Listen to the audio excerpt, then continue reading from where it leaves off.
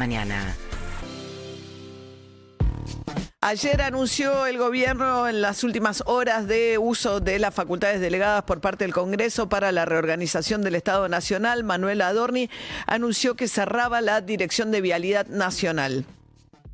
Les queríamos comunicar que el presidente Javier Milei, a través de un decreto que se va a publicar mañana en el Boletín Oficial, ordenó el cierre definitivo de la Dirección Nacional de Vialidad, más conocida como Vialidad Nacional, y también de la Comisión Nacional del Tránsito y la Seguridad Vial y la Agencia Nacional de Seguridad Vial.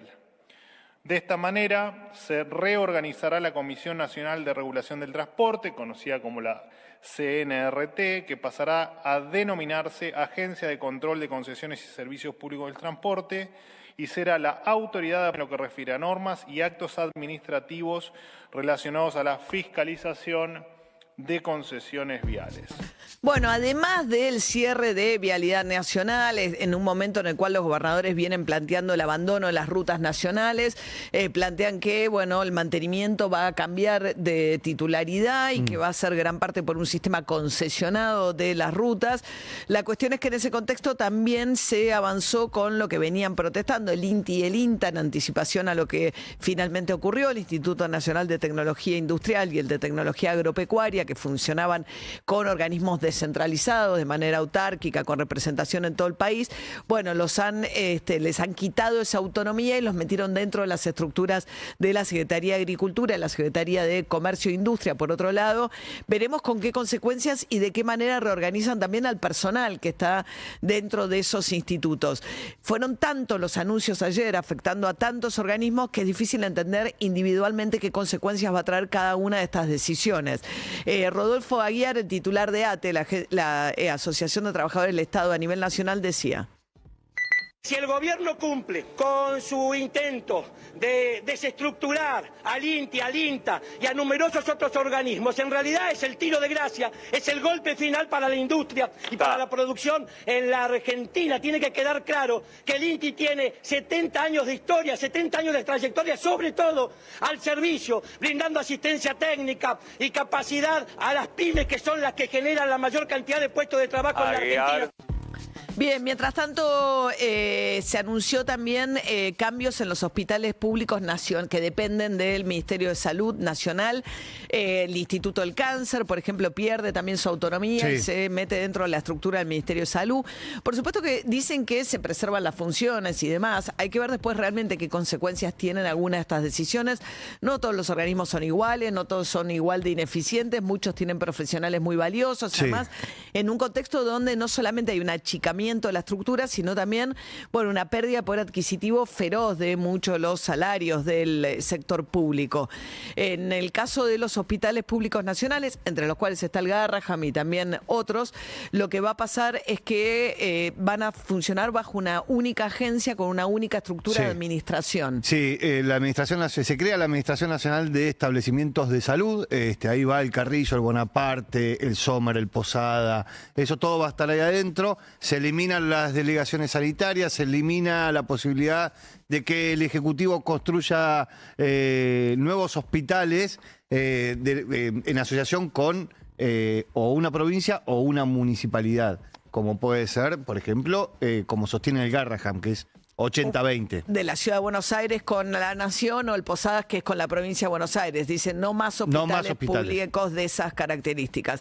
Mientras tanto, Carlos Pañi había dicho en su programa Odisea en La Nación Más, el 10 de marzo, hace un rato ya, había puesto el ojo sobre qué pasó con el viaje de Laura Belén Arrieta, una joven ex azafata que trabaja para un ex espía que se llama Scaturice, que no solamente tiene contratos, según se supo desde entonces, con el Poder Ejecutivo Nacional para hacer lobby, son un contrato de la CIDE, de fondos reservados, sino que es dueño de una compañía de aviones privados y también ahora compró Flybondi. La cuestión es que Scaturice, a través de Laura Arrieta, estuvo en la organización de la convención de partidos conservadores que se dio en la Argentina y de la que participó Milei. Esta joven argentina vino en un avión privado a organizar aquella conferencia o a participar en la organización de aquella conferencia.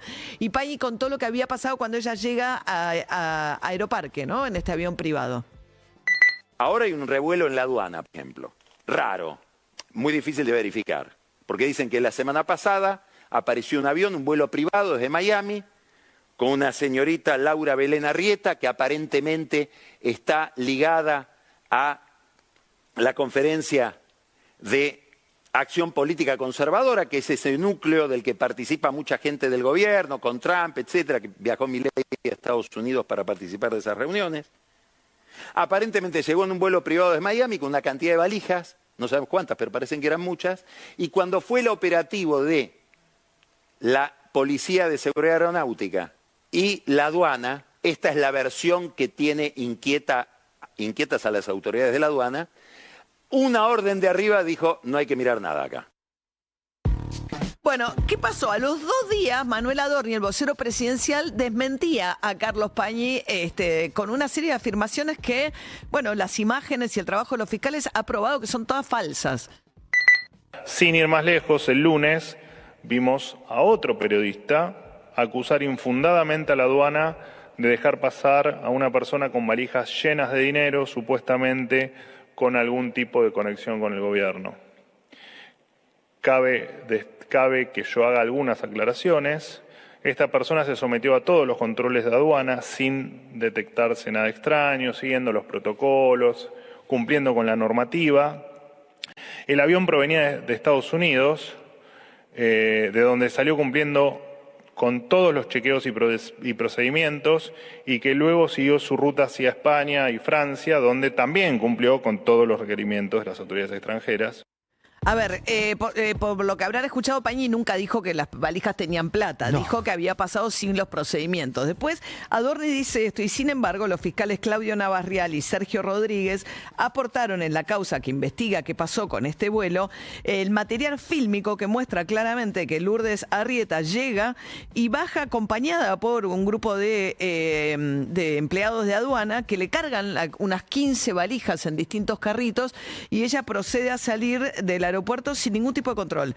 Deja Aeroparque con las valijas sin que las valijas ya han sido controladas por ningún escáner, con lo cual no es cierto que cumplió con a menos que decidan que todo vuelo que viene de Estados Unidos no necesita ningún tipo de control, claro, cosa que no ocurre, porque vos llegás a aduana, al aeropuerto y apretás un botón como mucho rojo o verde sí, y hacen el control aleatorio, pero no es que porque venís de Estados Unidos presumen que entonces no traes nada que amerite ser controlado, porque si yo saco de Estados Unidos algo que puede ser considerado importación para la Argentina, que son, por ejemplo, muchos productos, una única cosa, en una valija, bueno, acá yo estaría infringiendo la normativa, pues pueden presumir que lo traigo para fines de importación. Imagínate si una valija estaba llena de iPhone, por ejemplo. O una valija llena, claro, de todos pares de Claro, zapatillas, todos o pares de 20 zapatillas. kilos de iPhone. Bueno, se supone que la aduana Claro. argentina, por más que sea material que vos legalmente podés sacar de Estados Unidos, algo tiene para decir la aduana argentina. Estamos presumiendo una tontería, ¿no?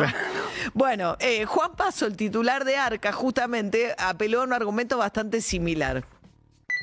La lógica indica que si hubiésemos querido ocultar algo, lo último que hubiésemos hecho es iniciar este procedimiento y haber iniciado nosotros mismos esa denuncia penal. No escanean el 100% de las valijas y del equipaje que viene a la República Argentina. Eso como primer punto es. Y el segundo punto tiene que ver con estándares internacionales. Una cosa es que tengo un avión de Venezuela, de Nigeria o de algún país que no es de alta vigilancia. Y otra cosa es que venga de los Estados Unidos de América. Cuando un avión viene de Estados Unidos, el equipaje cumplió con todos los procedimientos de seguridad de los Estados Unidos para abordar el avión. Bueno, ahora ya es no el 100%. Justo acá se da que ninguna de las 15 valijas pasan, ella tampoco aprieta el botón para ver si pasa o no pasa. Y desde que salió esta información, al momento en que salta la información, no se conocían los vínculos de Escaturice oficiales con el gobierno nacional. Es un ex agente de la CIDE que en su momento estuvo muy enfrentado a Estiuso, que es el otro hombre fuerte de la CIDE, que puso una agencia de lobby en Estados Unidos y que se supo que Neifert, porque en Estados Unidos tienen que registrarse como lobistas. Sí. Entonces, a partir de un trabajo en Estados Unidos, se supo que se había registrado la empresa Escaturice, que es el dueño del avión privado, de la compañía de avión privado que trajo a esta Lourdes Arrieta a la Argentina. La cuestión es que se supo que tienen un acuerdo por el cual la Argentina más le paga. O sea, Escaturice está a sueldo de la Argentina. La CIDE Argentina para hacer lobby en los Estados Unidos. En los Estados Unidos, con lo cual es alguien con mucho vínculo con el gobierno. O sea, la idea de que tenía algún vínculo con el gobierno, que era lo que se decía en aquel momento, bueno, ahora hay un vínculo comprobado de la CIDE contratando una compañía Escaturice en Estados Unidos. Mientras tanto, ayer el dólar volvió a trepar a 1.280, subiendo un 2% en un día, y una demanda del ahorrista individual que se sostiene, que mantiene el dólar pegando pequeños saltitos. ¿Qué dijo Martín Lustó, el senador de Radical, sobre esto? Una cuarta parte de la mejora fiscal fue sobre los jubilados. Es decir, de la mejora del resultado fiscal, una cuarta parte lo explica el ajuste a los jubilados. Pero has tenido ajuste en el sector público, has tenido ajustes en la educación, has tenido ajuste en la salud, has tenido ajuste en el mantenimiento de los corredores viales, has tenido ajuste en todo tipo, en todos los lugares, porque te subieron los precios, pero vos dijiste, como no tengo presupuesto, no acompaño esa suba de gasto. Entonces vos usaste la devaluación y la inflación para ajustar.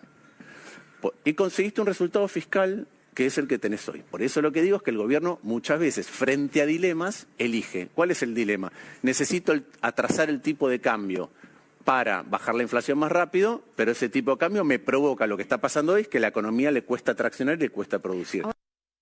Mientras tanto, Estela Carlotto, la presidenta abuela de Plaza de Mayo, anunció ayer la restitución de la identidad de uno de los nietos que siguen buscando. Se trata del hermano de Adriana Metz, un joven ya adulto de 48 años, cuyos padres fueron secuestrados por la última dictadura en la provincia de Neuquén. Su mamá estaba embarazada de este nieto que ahora conoce su verdadera identidad y que fue criado sin conocer su origen, mientras que su hermana, que ya había nacido, tenía 1 año y pico, y lo dejan en la casa de unos vecinos, trabajó toda la vida en Abuelas de Plaza de Mayo, por lo menos los últimos más de 10 años, y buscaba desesperadamente a Adriana Metz, a su hermano. ¿Qué contó Adriana Metz? Las abuelas empiezan la búsqueda de los nietos y cuando encuentran la herramienta del ADN y le piden al Estado la creación del Banco Nacional de Datos Genéticos, fue porque el Estado fue el que facilitó la apropiación de estos niños. Cuando le piden al Estado la creación de CONADI para continuar con esta búsqueda, también se lo piden desde ese lugar. Fue el mismo Estado, a través del terrorismo de Estado, el que facilitó la apropiación de esos nietos. Es por eso que el Estado tiene que estar presente en esta búsqueda. No somos solamente las familias que buscamos, sino es la sociedad entera. Claro. Algunos pueden estar más o menos involucrados, algunos pueden pensar que es más o menos importante, pero la realidad es que estas 300 personas que viven con su derecho a la identidad totalmente vulnerado forman parte de nuestra sociedad. Bien, ahí estaba Adriana defendiendo, bueno, el funcionamiento del Banco de Datos Genéticos. Ayer insistió Estela Carlotto, con más de 90 años, anunciando este nuevo hallazgo de un nieto, que todo aquel que tenga duda de su identidad, que se acerque a Abuelas de Plaza de Mayo. Mientras tanto, hubo una polémica con el pastor que fue el anfitrión de Milei el sábado en el Chaco. Nosotros habíamos hablado con uno de los pastores evangélicos. Yo lo que no sabía es que entre los milagros que se atribuye es el hecho de haber transformado 100.000 pesos en 100.000 dólares, ¿no? Lo cual también me parece que más allá de que uno tenga su ingenuidad, incredulidad, el problema es creer que el acercarte a la iglesia te da esos poderes y te acerca a esa posibilidad económica, porque son iglesias muy potentes económicamente, donde se practica el diezmo, que es que la gente deja una parte de su salario para pertenecer a las iglesias evangélicas. Construyeron en el Chaco un estadio para 10.000 personas sin crédito. Sin crédito, claro, el que fue a inaugurar Milei. ¿Qué decía Cristian Ledesma, el pastor evangélico que es hijo del apóstol principal de la iglesia evangélica que fue a inaugurar Milei? Fue una experiencia súper fuerte para nosotros y fue una experiencia que nos permitió tener la fe para arrancar algo tan loco como la edificación de este templo, porque era un desafío que parecía imposible, literalmente. En la caja de seguridad se tenían pesos guardados, que era como un ahorro del ministerio, de la iglesia que se tenía ahí. Entonces había pasado un poquito más de un año, entonces mi papá fue y le dice a la contadora, según lo que yo tengo registrado es 100.000 pesos lo que hay ahí. Y mi papá se acordaba que era eso. Abrió, había 100.000 también, pero eran dólares. ¿Y cómo lo declaras ante la AFIP? Y ahí empieza el trabajo, obviamente, de la de la contadora y exacto.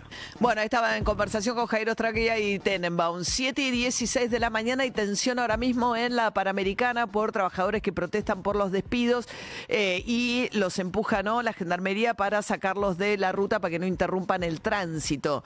¿Esto es Panamericana y qué? ¿Tenemos idea? Es en Victoria, en la zona de Victoria, pero no, Panamericana. Zona norte, entonces. Sí. Bien, ahora enseguida precisamos con Diego Fernández la ubicación de esta protesta.